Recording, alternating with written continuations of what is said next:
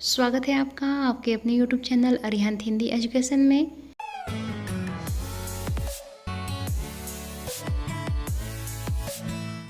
यदि आप मेरे चैनल पे नए हैं तो प्लीज़ मेरे चैनल को सब्सक्राइब करें, लाइक करें, शेयर करें और कमेंट्स भी करें। तो चलिए बढ़ते हैं आज के विषय की ओर।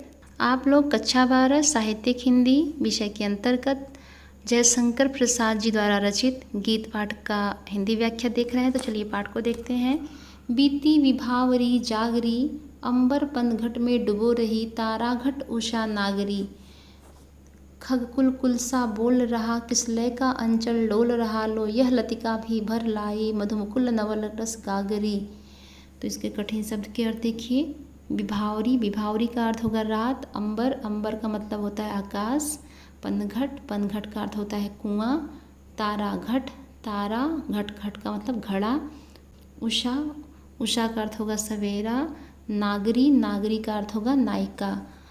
तो प्रस्तुत पद्यांश हमारी पाठ्य पुस्तक में संकलित जयशंकर प्रसाद जी द्वारा रचित गीत शीर्षक कविता से लिया गया है। कवि ने प्रातःकालीन सौंदर्य का बड़ा ही सुंदर वर्णन किया है।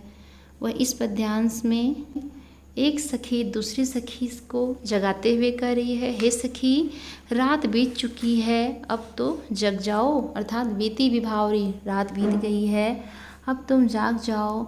गगन रूपी पनघट में, पनघट अंबर अर्थात आकाश रूपी पनघट में, उषा रूपी नायिका ताराघट, तारा रूपी घड़े को डुबो रही है। तात्पर्य है कि सूर्य निकल आया है और सूर्य के निकलने से चारों तरफ रोशनी हो गई है। और जब सूरज निकलता है तो चाँद, तारे, नक्षत्र, ग्रह सभी जो है दिखाई नहीं देते, अर्थात वो छिप जाते हैं। तो यहाँ पे उषा यानी सवेरा को नायिका के रूप में कवि ने चित्रित किया है और तारा को घड़े के रूप में चित्रित किया है और आकाश को पनघट अर्थात कुआं के रूप में चित्रित किया है। खगकुल कुल सा बोल रहा, किसलय का अंचल डोल रहा।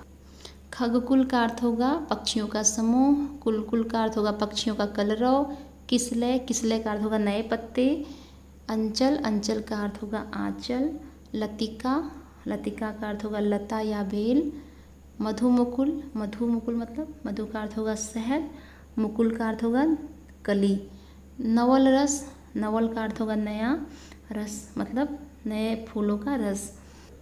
सखी आगे कह रही है कि प्रातः काल होने के कारण पक्षियों के समूह कलरव कर रहे हैं और शीतल ठंडी हवा चलने से नए पत्तों के आंचल हिलने लगे हैं और लताएं भी पराग रूपी रस से युक्त हो गई हैं। तात्पर्य यह है कि समस्त कलियां फूल में परिवर्तित होकर पराग से युक्त हो गई हैं।